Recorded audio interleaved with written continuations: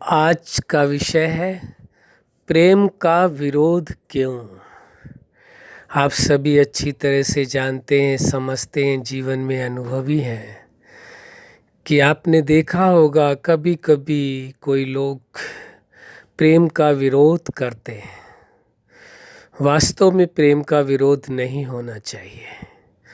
प्रेम तो परम पवित्र है, परम पावन है। प्रेम अपने आप में पूर्ण है, प्रेम अस्तित्ववान है।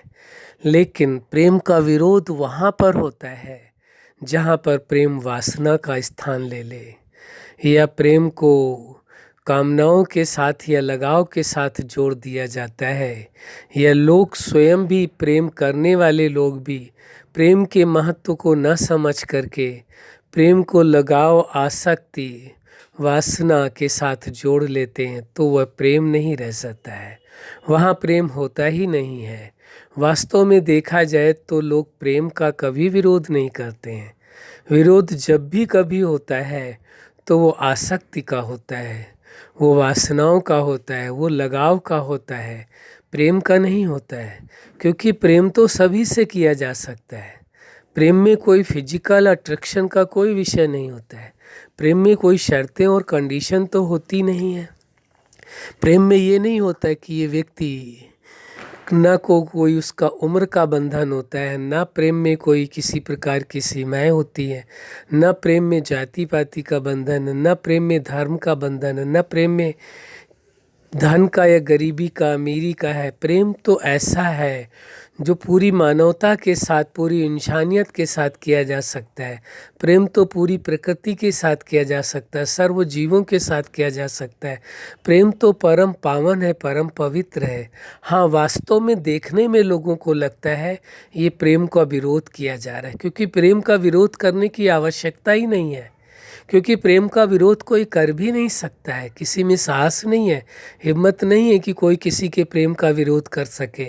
लेकिन हाँ, वहाँ यदि लगाव जन्म ले चुका है, प्रेम के स्थान पर प्रेम नहीं रहा, वो लगाव है या आसक्ति है या वासनाएं हैं या कामनाएं जन्म ले चुकी हैं, तो उसको प्रेम कहेंगे ही नहीं। वो प्रेम है ही नहीं, वो तो वास्तव में लगाव है, वो तो वास्तव में वासनाएं, कामनाएं। वहाँ प्रेम कहाँ है? तो ये सच्चाई है, प्रेम का कोई विरोध नहीं होता है, कोई विरोध नहीं कर सकता है। लेकिन देखने में लोगों को ये भ्रम लगता है, लोग ऐसा समझते हैं जैसे कि प्रेम का विरोध किया जा रहा है। वास्तव में प्रेम का कोई विरोध नहीं, क्योंकि प्रेम तो अनकंडीशनल होता है। प्रेम की कोई कंडीशन है ही नहीं है। प्रेम की तो कोई कंडीशन ही नहीं है, तो फिर विरोध कैसे किया जा सकता है? तो प्रेम ही ऐसा है, अपने आप में पूर्ण होता है। और प्रेम इतना पावरफुल है कि प्रेम से ज़्यादा पावरफुल तो कोई है ही नहीं। इसलिए प्रेम का कोई विरोध कर ही नहीं सकता है। वास्तव में प्रेम का विरोध करना किसी भी इंसान के सामर्थ्य के परे है, कोई नहीं कर सकता। इसीलिए तो कहते हैं, उस जीवन दाता के लिए, सुप्रीम सत्ता के लिए भी कहते हैं कि वह भी प्रेम के बंधन में बंध जाता है। यानी प्रेम का बंधन तो बहुत शक्तिशाली है, ये निश्चित है, इसमें कोई शक नहीं है। लेकिन प्रेम का विरोध उचित नहीं है, और न ही प्रेम का विरोध कोई कर भी नहीं सकता है। कोई चाहे तो भी नहीं कर सकता है प्रेम का विरोध। प्रेम का विरोध करेगा कैसे? प्रश्न ही नहीं उठता है। हाँ, किसी को लगाव है तो उसका विरोध अवश्य होगा। वासनाएं हैं, कामनाएं हैं, कल्पनाएं हैं, तृष्णाएं पैदा हो गई हैं प्रेम के स्थान पर, तो उनका तो विरोध स्वाभाविक है, होगा ही। लेकिन प्रेम का कभी विरोध नहीं होता है। इसलिए यदि ये बात कही जाए कि प्रेम का विरोध होता है या प्रेम का विरोध क्यों, वास्तविकता यह है कि प्रेम का विरोध किया ही नहीं जाता है। विरोध प्रेम का एक नाम दिया जाता है, वास्तव में प्रेम नहीं होता है वहाँ पर तो वासनाएं जन्म ले चुकी होती, वहाँ तो लगाव जन्म ले चुका होता है, वहाँ तो कामनाएं जन्म ले लेती हैं। तो वहाँ प्रेम है ही नहीं, तो फिर प्रेम का विरोध कैसे किया जा सकता है? प्रेम का विरोध कैसे किया जा सकता है? प्रेम का विरोध करने का मतलब है खुद का विरोध करना, क्योंकि आपका भी जो स्वरूप है वो प्रेम का ही स्वरूप है। आप भी प्रेम से एकदम पूर्ण है, तो कभी प्रेम का विरोध क्यों करेगा? प्रश्न ही नहीं है। प्रेम का विरोध करने का मतलब उठता है, ये कहा जाएगा आप खुद का विरोध कर रहे हैं, स्वयं का विरोध कर रहे हैं। आप न किसी के प्रेम को छीन सकते हैं, न किसी के प्रेम को बांट सकते हैं, न किसी के प्रेम को हटा सकते हैं और न ही किसी के प्रेम का विरोध कर सकते हैं। इस भ्रम को दिमाग से निकाल देना चाहिए, यदि कहीं भ्रम हो कि प्रेम का विरोध कर सकते हैं। लेकिन हम किस प्रेम की बात कर रहे हैं, इस वास्तविकता को भी समझने की ज़रूरत है।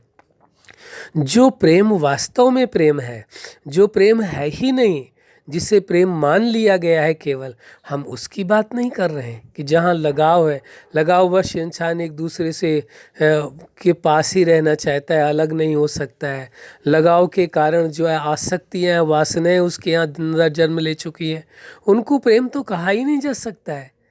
प्रेम में तो ये भी कंडीशन नहीं होती कि जिससे आप प्रेम करते हैं उस व्यक्ति से आप बात भी करें, इसकी भी आवश्यकता नहीं होती है। प्रेम है तो है, इसीलिए तो इंसान पूरी मानवता से प्रेम कर सकता है, पूरी इंसानियत से प्रेम करता है, राष्ट्र से प्रेम करता है। प्रेम का तो कोई विरोध नहीं है। अब आप देखेंगे एक परिवार है, माँ बाप, भाई बहन है, बच्चे हैं, सभी लोग हैं, क्या एक दूसरे से प्रेम नहीं करते हैं? सभी का प्रेम है, किसी को विरोध है किसी से के प्रेम से? किसी से विरोध नहीं है। हाँ, यहाँ वहाँ यदि लगाव जन्म ले लेता है, लगाव पैदा हो जाता है तो वहाँ विरोध हो जाता है। वहाँ यदि आसक्ति पैदा हो जाती तो विरोध हो जाता है। वहाँ वासनाएं जन्म लेती तो विरोध होता है। तो विरोध प्रेम का कहाँ हुआ है? वो तो वासनाओं का, आसक्ति का और लगाव का विरोध हुआ है, प्रेम का विरोध नहीं हुआ है। प्रेम का कोई विरोध कर ही नहीं सकता है, सवाल ही नहीं उठता है। प्रेम तो है ही अपने आप में परम पावन, परम पवित्र है। तो आप देखेंगे कि अब व्यक्ति अपने राष्ट्र से भी प्रेम करता है, व्यक्ति सर्व जीवों से प्रेम करता है, व्यक्ति प्रकृति से भी प्रेम करता है। तो कहाँ किसी को विरोध है प्रेम से? प्रेम से किसी को विरोध नहीं है। प्रेम के बिना तो जीवन ही नहीं है। किस रिश्ते में प्रेम नहीं है? भाई बहन के रिश्ते में प्रेम नहीं है, माँ बाप के रिश्ते में प्रेम नहीं है, बाप बेटे के रिश्ते में प्रेम नहीं है। किस रिश्ते में प्रेम नहीं है? गुरु शिष्य के रिश्ते में प्रेम नहीं है। कौन सा ऐसा रिश्ता है जिसमें प्रेम नहीं है? प्रेम नहीं हो तो वो रिश्ता चल ही नहीं सकता है, एक पल नहीं आगे बढ़ सकता है। इसलिए प्रेम की सबसे बड़ी प्राथमिकता है, लेकिन प्रेम का विरोध नहीं। यदि कोई भ्रमवश प्रेम का विरोध कर रहा है तो उसे समझ लेना चाहिए कि आप प्रेम का विरोध नहीं कर रहे हैं, आप उसके अंदर पैदा हुई आसक्ति का विरोध कर रहे हैं, वासनाओं का विरोध कर रहे हैं, कामनाओं का विरोध कर रहे हैं, आप लगाव का विरोध कर रहे हैं, आप प्रेम का विरोध नहीं कर रहे हैं। क्योंकि प्रेम तो परम पवित्र है, प्रेम तो सबके अंदर है, उसका विरोध कोई कर भी कैसे सकता है? सवाल ही नहीं उठता। प्रेम का विरोध करने का मतलब स्वयं का विरोध करना है, और स्वयं का विरोध करके कोई जीत भी कैसे पा सकता है? इसलिए इस सत्य को स्वीकार करके चलना होगा। प्रेम का विरोध क्यों, मतलब समझ लिया आपने, क्योंकि प्रेम का विरोध कोई कर ही नहीं सकता। इसलिए ये प्रेम का विरोध करना ही भी नहीं चाहिए किसी भी कंडीशन में।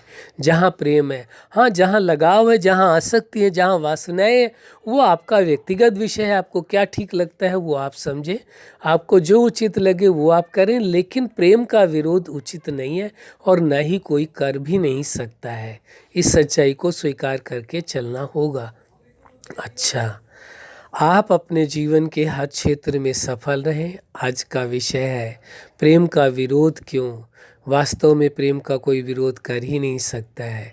इसलिए आपका जीवन सदा प्रेम पूर्ण रहे, प्रेम की खुशियों से सदा परिपूर्ण रहे और सभी के जीवन में प्रेम रहे, यही हमारी हार्दिक शुभकामना है। सदा खुश रहें, मुस्कुराते रहें। धन्यवाद।